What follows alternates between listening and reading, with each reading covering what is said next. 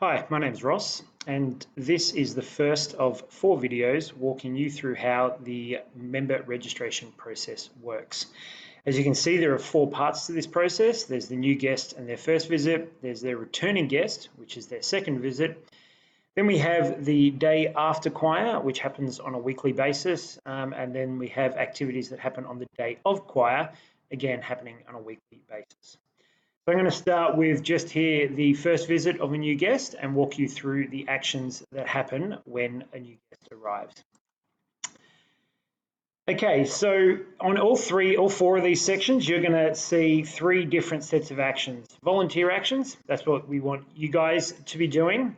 There's automation, and this is what makes everyone's life super easy and helps bring people back to choir. And then finally, there's HQ actions, and these are the things that we do to make your life easy as well, but to also make sure that we process membership registrations and contributions in a timely and efficient manner. So a new guest arrives, and as it says there, first impressions count. This is absolutely essential. So for you guys, we're going to click here. You've got 2 actions. The first one is that you need to enter them into the PassMe web app as a new guest. So if you want to get more details on this, you'll see in the PassMe portal, we have a video list, and there's an actual video called Registration and Attendance, how to use the web app to take attendance. If you have a look at that, it goes through this in detail. But in essence, once you're logged in, once you're adding a guest for the very first time, you're going to click this button here, Add Guest, and follow the process, putting in their details such that we can follow up with them. And now what's really important is the email address. After that, we want you to give the person introduction to the With One Voice program and what goes on. So from there, we have automation, and we have 2 things that happen automatically for new guests when they arrive. Now, the automation at this stage is in the form of an email. And so at the next day at 10 a.m., they get sent this email. And as you can see, first name, that'll be the name that you entered in for them on PassMe. Then the choir, that'll be your choir's name.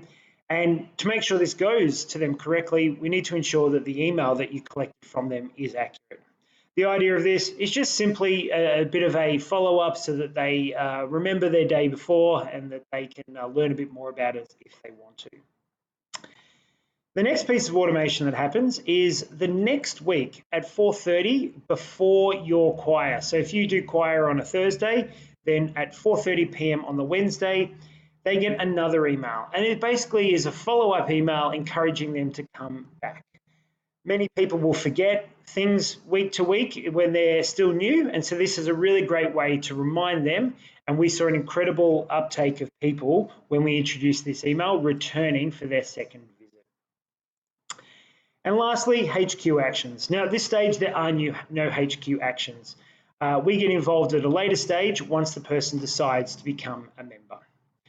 So this has been the first step of the member registration process, where we outlined the sections, the activities that you have to complete, but also the automation and how that makes your life and our lives a little bit easier. If you have any questions, don't hesitate to ask your mentor or reach out to us directly.